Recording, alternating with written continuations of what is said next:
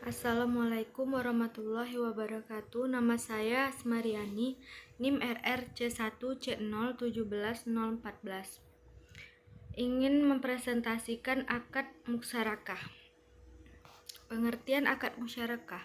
Musyarakah adalah syarikah atau syirkah atau kemitraan. PSAK 106 mendefinisikan musyarakah sebagai akad kerjasama antara dua pihak atau lebih untuk suatu usaha tertentu, di mana masing-masing pihak memberikan kontribusi dana dengan ketentuan bahwa keuntungan dibagi berdasarkan kesepakatan, sedangkan kerugian berdasarkan porsi kontribusi dana.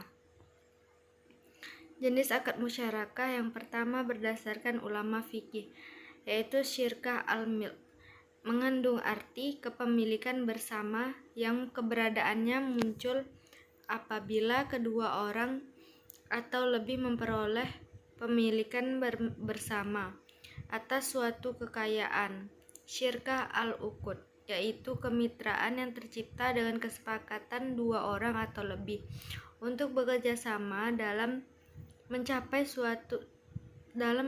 tujuan tertentu. Syirkah inan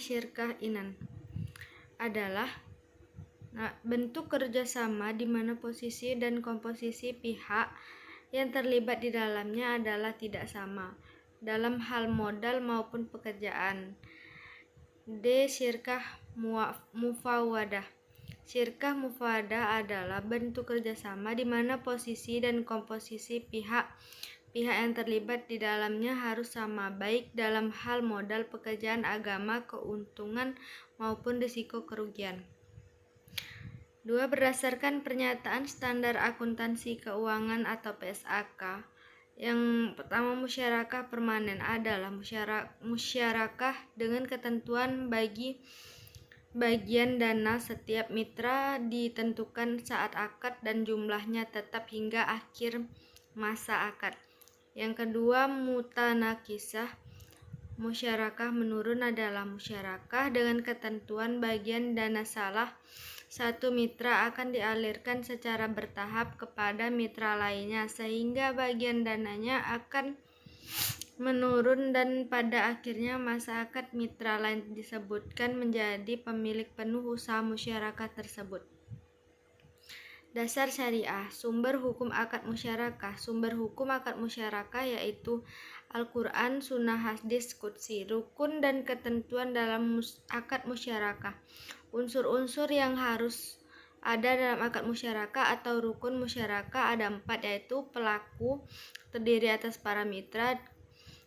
Yang kedua, objek musyarakah berupa modal dan kerja. Yang ketiga, ijab kabul atau serah terima. Yang keempat, nisbah keuntungan. Berakhirnya akad musyarakah.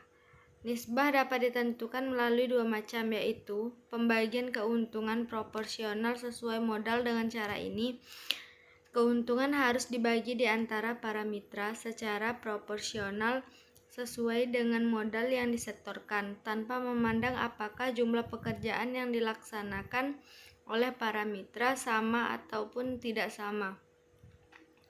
Apabila salah satu pihak menyetorkan modal lebih besar, maka pihak tersebut akan mendapatkan proporsi laba yang lebih besar.